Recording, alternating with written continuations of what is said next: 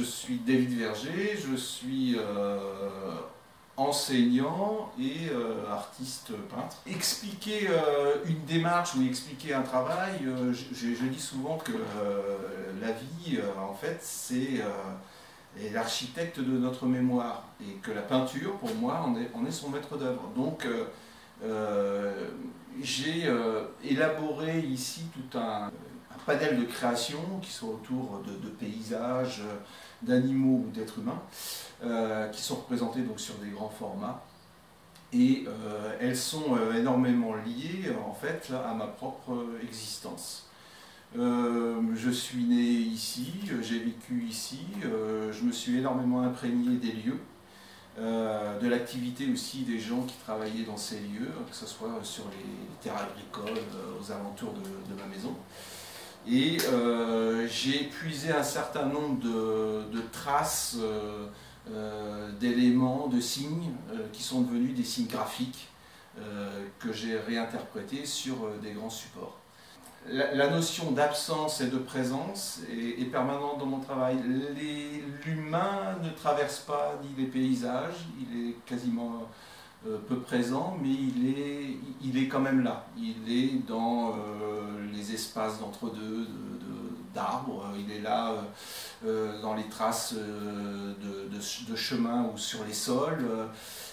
On le sent là, mais il n'est pas forcément représenté. Comme le sont aussi des animaux, soit c'est des restes, soit ce sont des traces, des passages, ou des présences animales qui pourraient aussi être des présences qui sont liées à leur activité avec l'homme. Je pense notamment à la série des grands moutons que j'avais fait. Je vais essayer de chercher dans la représentation de l'animal la fragilité de la vie, les questionnements de la vie, c'est un petit peu tout ce que j'essaye de faire ressentir.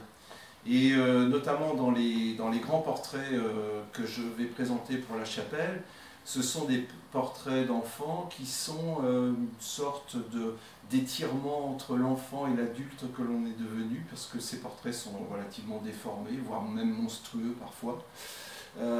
Et qui nous rappelle ces images que l'on avait sur les buffets dans nos familles.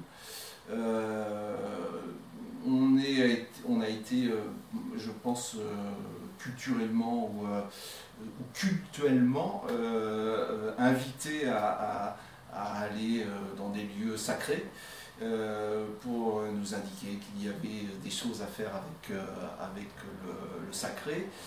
Et moi, j'ai toujours regardé ça avec une sorte de recul en m'interrogeant sur mon rapport au monde et cette existence-là, du spirituel. Et moi, ça se figurait des fois sur simplement les photos de communion, les photos de mariage que je pouvais trouver sur les buffets de la grand-mère ou ainsi de suite. Donc moi, j'essaye de comprendre ce rapport au monde et j'essaye de l'écrire avec de la peinture ou du dessin pour en extraire du sens. Voilà.